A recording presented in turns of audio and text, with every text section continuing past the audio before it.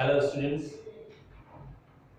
हम आपको analysis of sentence का जो टॉपिक पढ़ा रहे हैं उसमें आपको मैंने सेंटेंस के पार्ट्स के बारे में बताया कि टू मेन पार्ट्स होते हैं, सब्जेक्ट और प्रेडिकेट। उसके बाद में सब्जेक्ट का पूरा डिटेल दे दिया है और सेंटेंस का जो फर्स्ट पार्ट है सब्जेक्ट, उसके बारे में सारा कुछ क्लियर किया। नाउ सेंटेंस का एक दूसरा पार्ट होता है जिसको प्रेडिकेट कहते हैं। तो प्रेडिकेट पार्ट में आपको उसका भी डिटेल है, सब्जेक्ट के तरीके से बड़ा डिटेल है। तो आज आपको प्रेडिकेट के बारे में बताने जा रहे हैं, उसका डिटेल के बारे में। प्रेडिकेट क्या है ये हम आपको पिछले वीडियो में बता चुके हैं। अब प्रेडिकेट के पार्ट के बारे में क्या होता है, सबसे पहले वर्ब आती है।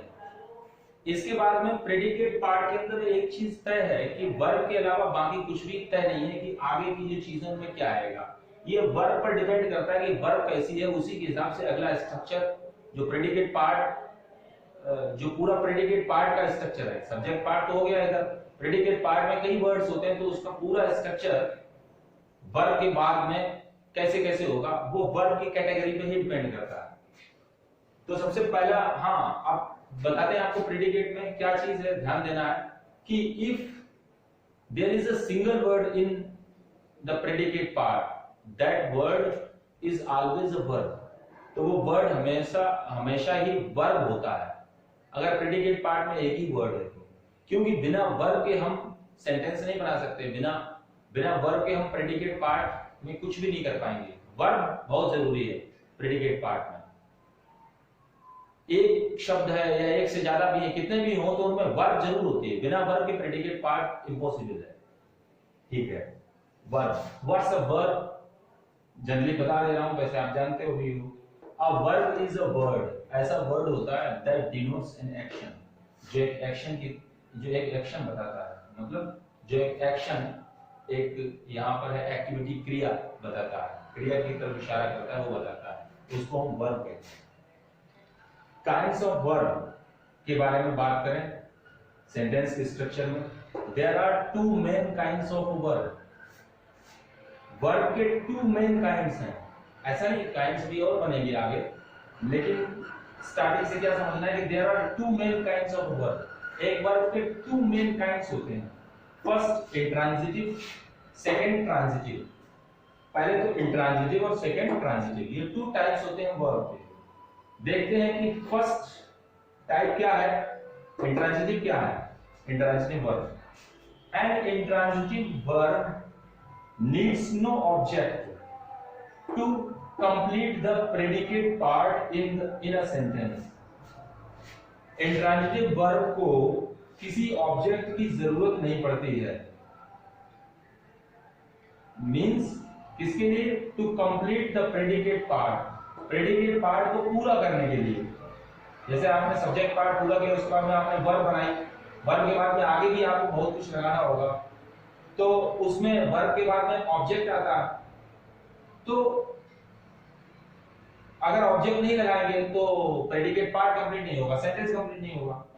तो सेंटेंस का जो प्रेडिकेट पार्ट है उसे पूरा करने के लिए जो इंट्रांजिटिव वर्ब है उसे ऑब्जेक्ट की जरूरत नहीं होती है, उसमें ऑब्जेक्ट नहीं आता है किसी भी सेंटेंस में उसमें, तो वो इंट्रांजिटिव वर्ब होती है। दूसरा आपको बताते हैं इंट्रांजिटिव का मीनिंग क्या है। Intransitive means not passing on, means कोई चीज पास नहीं हो रही है, ये इंट्रांजिटिव का मतलब है नॉट पासिंग ऑन। तो जो वर्ब है वो वर्ब, कोई डूअर जो कर रहा है वो वर्ब किसी पर अफेक्ट डाल रही है, पर उसी को हम ऑब्जेक्ट कहते हैं। For example he kicked the ball, तो किक एक वर्ब है, उसका डूअर है ही ने किक एक्टिविटी को किया, ही किक्ड द बॉल, और द बॉल क्या है, वो ऑब्जेक्ट है जिस पर किक्ड वर्ब पास ऑन हुई, यानी किक्ड वर्ब का रिजल्ट या इफेक्ट किसके ऊपर पड़ा, बॉल के ऊपर, क्योंकि बॉल को किक किया गया, तो किक वर्ब पास ऑन हुई बॉल पर, इसलिए बॉल क्या है ना, वो ऑब्जेक्ट हुआ। पर जो इंट्रांजिटिव है उसका मतलब है नॉट पासिंग ऑन, इसका मतलब जो वर्ब है वो नॉट पासिंग ऑन होती है। जैसे for example she is kind, तो इसमें क्या है, ये तो शी तो सब्जेक्ट पार्ट हो गया, सब्जेक्टिव पार्ट में एक ही शब्द है शी, तो ये सब्जेक्ट है। इज काइंड प्रेडिकेट पार्ट, और इस प्रेडिकेट पार्ट के अंदर इज जो है ना वो एक वर्ब है। अब इज वर्ब है और काइंड जो है उसका ऑब्जेक्ट नहीं है। मोस्टली लोग बताते हैं वर्ब और फिर ऑब्जेक्ट, ऑब्जेक्ट नहीं है ये काइंड। काइंड क्या है, कंप्लीमेंट है। शी इज, अभी सेंटेंस इनकम्प्लीट है, इज यहाँ पर वर्ब क्यों है, इसको हम हेल्पिंग वर्ब क्यों नहीं कह सकते, क्योंकि हेल्पिंग वर्ब तब होगी जब इसके बाद में कोई दूसरी और मेन वर्ब आएगी, तब ये उस मेन वर्ब की हेल्प करने वाली होगी। काइंड तो वर्ब नहीं है, काइंड तो एडजेक्टिव है, यहाँ कंप्लीमेंट की तरह से यूज हुआ। तो ये इज क्या है यहाँ पर, इसको बोलेंगे इंट्रांजिटिव वर्ब। ठीक है, शी इज काइंड, ये इंट्रांजिटिव वर्ब है। क्यों है, क्योंकि ये not passing on, she is kind, तो ये काइंड जो है वो ऑब्जेक्ट नहीं है, ये कंप्लीमेंट है। और इसको हम लिंकिंग वर्ब की कैटेगरी में भी मानते हैं, लिंकिंग वर्ब मानते हैं। तो लिंकिंग वर्ब इंट्रांजिटिव ही होती है। लिंकिंग वर्ब क्या करती है, linking verb is a verb, यहां पर वैसे तो ये प्रेजेंट कंटीन्यूअस की हेल्पिंग वर्ब के रूप में भी आती है, लेकिन यहां पर प्रेजेंट कंटीन्यूअस तो है नहीं, क्योंकि IG form of the verb नहीं है, तो कंटीन्यूअस कैसा। तो ये एक लिंकिंग वर्ब, यानी मेन वर्ब केवल इस सेंटेंस में वर्ब ही मेन यही है, हेल्पिंग वर्ब है। तो अभी जब दूसरी वर्ब नहीं है तो हेल्पिंग कैसी है, तो मेन है यहां पर। तो ये लिंकिंग वर्ब है। लिंकिंग वर्ब क्या होती है, a verb which is used to link the subject and complement in a sentence. For example she is kind, तो ये सब्जेक्ट हो गया, ये कंप्लीमेंट हो गया, इन दोनों को लिंक करने वाली वर्ब होगी linking verb. Is am are was were ऐसे लिंकिंग वर्ब यूज होती है। तो ये इंट्रांजिटिव वर्ब हो गई, ये है इंट्रांजिटिव। अब बात करते हैं ट्रांजिटिव। इंट्रांजिटिव का मतलब है नॉट पासिंग ऑन, और ट्रांजिटिव का मतलब है पासिंग ऑन। जैसे हैप्पी, मीनिंग पता है आपको, अनहैप्पी अपोजिट हो गया। तो एक्चुअली ट्रांजिटिव का मतलब होता है passing on, transitive passing on, और इन अपोजिट सेंस दे दिया, तो इंट्रांजिटिव का सीधा मतलब नॉट पासिंग ऑन। तो ट्रांजिटिव मींस पासिंग ऑन। अब देखिए ट्रांजिटिव क्या है, अ transitive verb requires an object और ऑब्जेक्ट्स। ट्रांजिटिव वर्ब वो होती है जिसे ऑब्जेक्ट या ऑब्जेक्ट्स, मतलब किसी ऑब्जेक्ट की जरूरत पड़ती है। हो सकता है एक से ज्यादा ऑब्जेक्ट दिया जाता है, इसमें दो ऑब्जेक्ट भी आ सकते हैं। Objects in the predicate part, predicate part के अंदर आ जाते हैं उसे कंप्लीट करने के लिए, तभी वो बनता है। फॉर एग्जांपल अगर हम ये कहते हैं अ कैट कैचेस, कैट जो है ना कैच करती है, तो सेंटेंस इनकम्प्लीट हो गया, अ कैट कैचेस।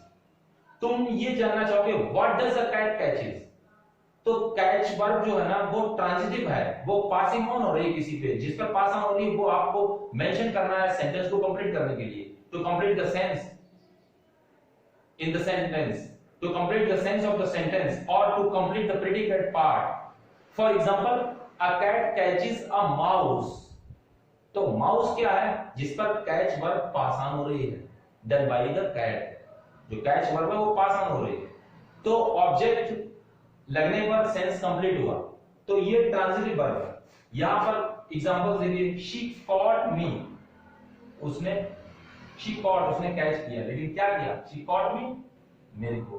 तो कॉट वर्ब जो है ना वो पास ऑन हो रही है मी पर, तो मी क्या हो गया, ये देखो ऑब्जेक्ट, ठीक है ना। तो ये कॉट यहां पर ट्रांजिटिव वर्ब हुई। ये ही टॉट मी इंग्लिश, तो आप देखिए उसने मुझे क्या टॉट दिया, टॉट वर्ब है, he taught me English. He taught, किसको टॉट किया, मी, क्या टॉट किया, इंग्लिश, तो ऑब्जेक्ट है ये दोनों, मी और इंग्लिश ये दोनों ऑब्जेक्ट है। अब ट्रांजिटिव और इंट्रांजिटिव के बारे में और डिटेल जो है ना, वर्ब टू टाइप्स होते हैं, ये लाइट डिटेल दिया था, इसके बाद में ट्रांजिटिव और ट्रांजिटिव के बारे में कल और मैं डिटेल आपको देंगे। तो पहले इंट्रांजिटिव बताएंगे, फिर ट्रांजिटिव बताएंगे, ये दोनों बताएंगे, फिर आप आसानी से उनको समझ पाएंगे। अभी तक के लिए इतना ही, इसका और डिटेल आपको नेक्स्ट वीडियो मिलेगा। Now thanks for watching this video and please don't forget subscribing this channel if you haven't subscribed to my channel. Second thing, give your views about this video and please comment on the video. Don't forget doing this. And again, I would like to say thanks to all my viewers. Thank you. Goodbye.